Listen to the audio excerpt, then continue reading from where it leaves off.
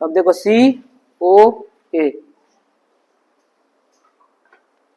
देखो अपने पास ये तीन निर्णय है, ये तीन, इससे हम क्या बोल सकते हैं कि ए और बी बराबर है। ध्यान दो इधर, ए और बी, और ये सी डी से बड़ा है, सी किससे बड़ा है, डी से, और ए भी डी से बड़ा है, ए भी डी से बड़ा है। तो इसका मतलब ये ए इस सी से बड़ा भी हो सकता है, छोटा भी हो सकता है, मतलब ऐसा हो सकता है, देखो इधर सी ए डी, ये भी हो सकता है। अब इस केस में देखो ये ए डी से भी बड़ा हो गया और सी डी से भी बड़ा हो गया, या फिर ऐसे भी हो सकता है कि ए यहाँ है, सी यहाँ है, डी यहाँ है। अब देखो अभी भी देखो सी डी से बड़ा है और ए भी डी से बड़ा है, क्योंकि ए और सी का कुछ बता नहीं रखा है। ए और सी इसका हमें नहीं पता ये दोनों क्या है, कौन बड़ा है कौन छोटा है पता नहीं, लेकिन इस ए के बराबर भी है, ए के बराबर ये दोनों बराबर है, और या फिर ये दोनों बराबर है बस। तो इसका मतलब क्या हुआ, या तो सबसे बड़ा सी है, या बड़ा कौन है, ए और बी, या तो सी है या फिर ए और बी, और सबसे छोटा तो कौन है, डी है, सबको पता है सबसे छोटा डी। अब इसमें चारों में देखो कौन सा ऑप्शन सही है, पहला वाला ऑप्शन क्या, सी सही है। पहला वाला ऑप्शन देख लो क्या बोल रहा है, ओ पे क्या है, देखो बराबर नहीं, इसका मतलब ये बोल रहा है सी और ए बराबर नहीं है, सी और ए बराबर नहीं है। क्या सी और ए बराबर है, नहीं है, सी और ए तो बराबर नहीं है, बराबर कौन है, ए और बी है, इसका मतलब ये तो सही है, सही बोल रहा है ना।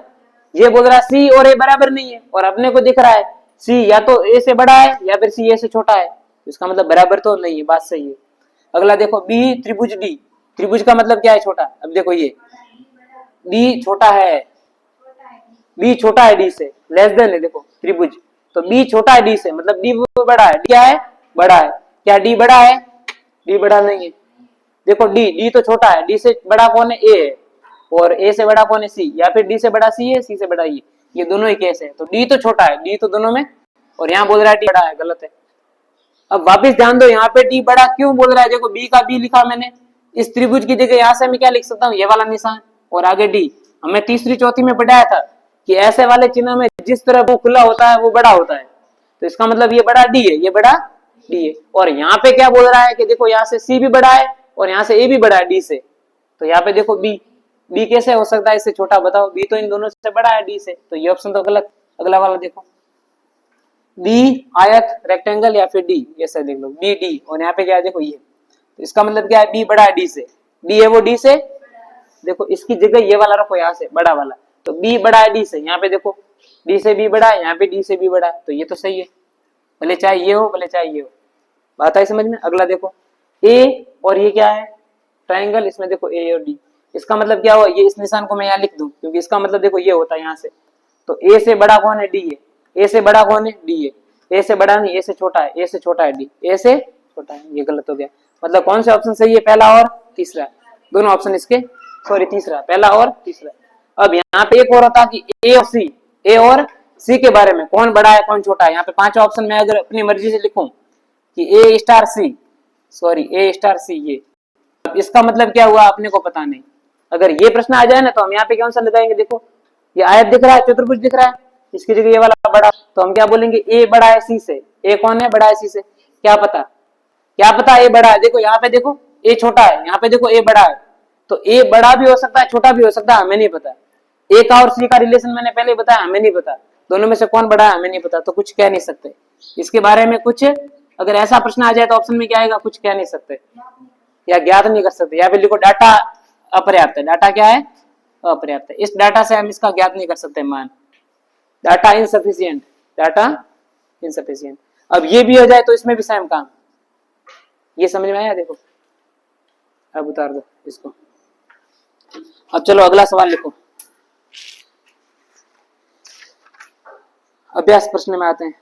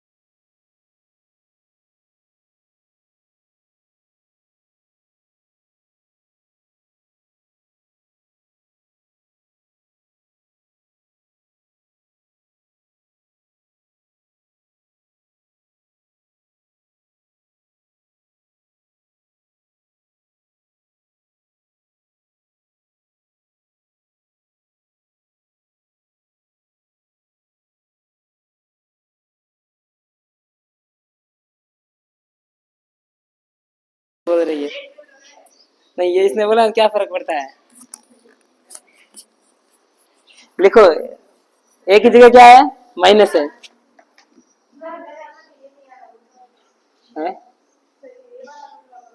कौन सा 15वां प्रश्न बोलना,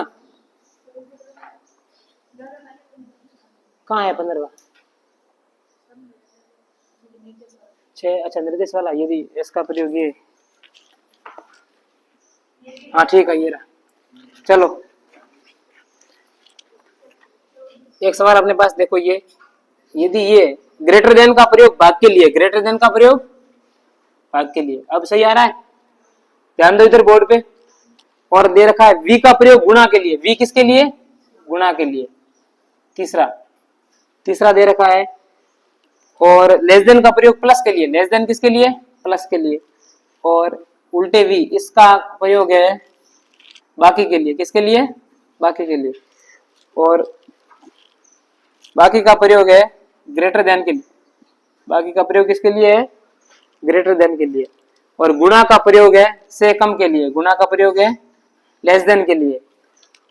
और प्लस का प्रयोग है बराबर के लिए, प्लस का प्रयोग है, मतलब यहाँ पे जो दाई बाई तरफ लिखे हुए है ना, ये आपको कहीं भी दिख जाए तो आपको ये दाई तरफ वाले लिख देने उसकी जगह, कर दोगे ऐसा काम। और जो प्रश्न में पूछा है वो करना है आपने को। इससे रिलेटेड 2 प्रश्न दे रखे हैं, कितने प्रश्न दे रखे हैं, 2। और पूछा है निम्न में से समीकरण सही होगा, अपने पास सीधे 4 ऑप्शन ही दे रखे हैं, 4 क्या दे रखे हैं, और समीकरण किससे सही होगा वो बताना है।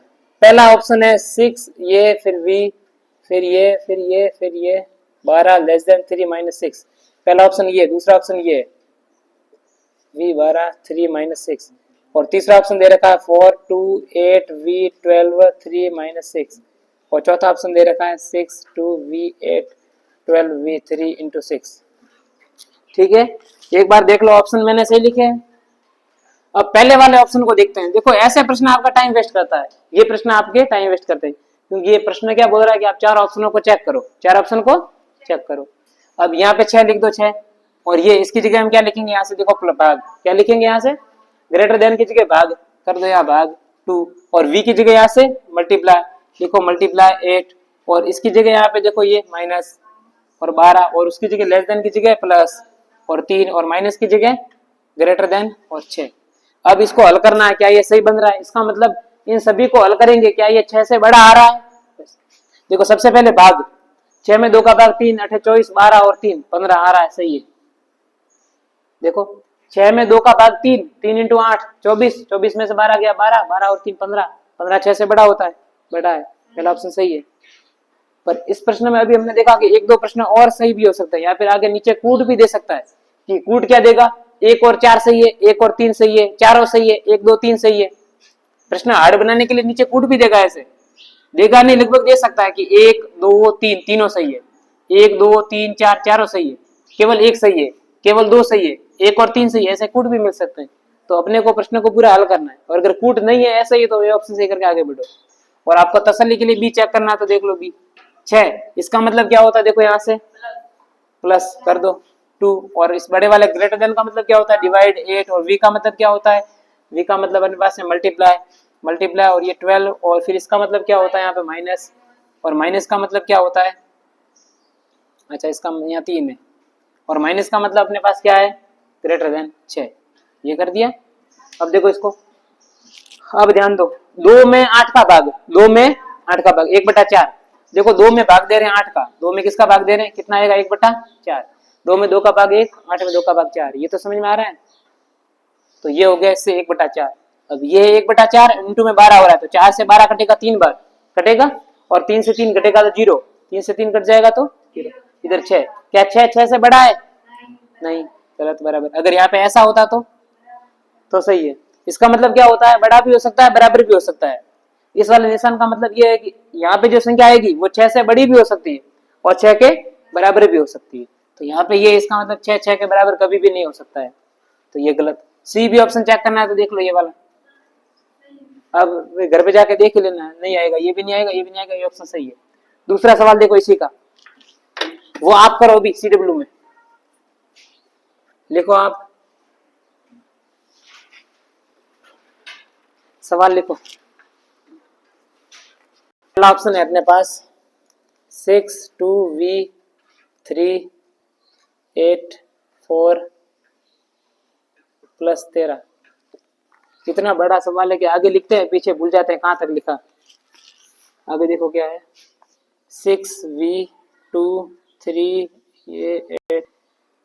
मतलब ये सवाल कुछ अटपटा दिखा जिसने बोल दिया कि ये करवाओ, ये तो सरल ही है, कोई हार्ड है इसमें। फिर आगे क्या है 6 < 2 ये यहाँ पे 3 8v4 + 13 6 2 3 8 4 - 13 ये कर दो। ठीक है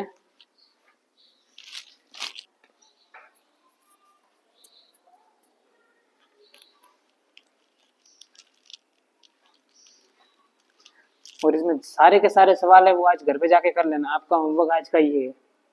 और एक प्रश्न और लिख दो यहाँ पे, दूसरा क्वेश्चन, दूसरा सवाल है ए का मतलब प्लस है, ए की जगह प्लस, बी का मतलब माइनस है, सी का मतलब मल्टीप्लाई है, डी का मतलब भाग है।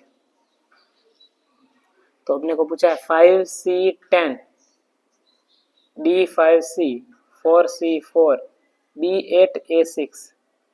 पहला ऑप्शन -8, दूसरा ऑप्शन 152, तीसरा ऑप्शन 158 और चौथा ऑप्शन -28। ये चैप्टर अपने कंप्लीट है। ठीक है अब मैथमेटिकल ऑपरेशन गणितीय संक्रिया है कंप्लीट।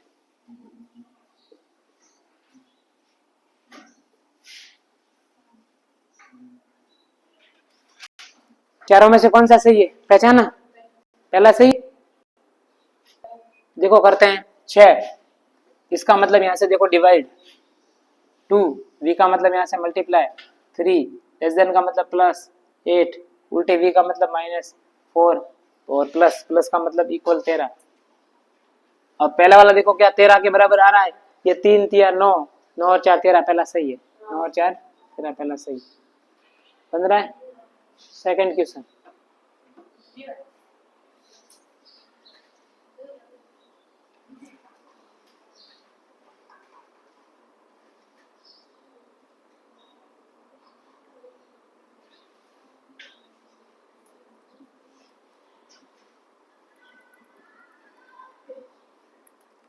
संख्या कम कैसे हो रही है दिन ब दिन?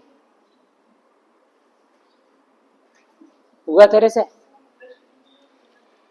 आप दोनों से क्या डाउट है? आप दोनों का नहीं हुआ? ये ऊपर वाला, इसमें और भी देख लो कोई और है कि नहीं, सही हो सकता है दूसरा हो, तीसरा हो, चौथा हो, पहला एक ही है तो ये करो इसकी जगह। सी क्या है? सी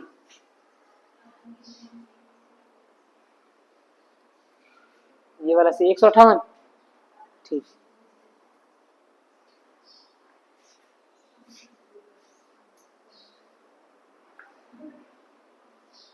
सबके सी आ रहा है क्या?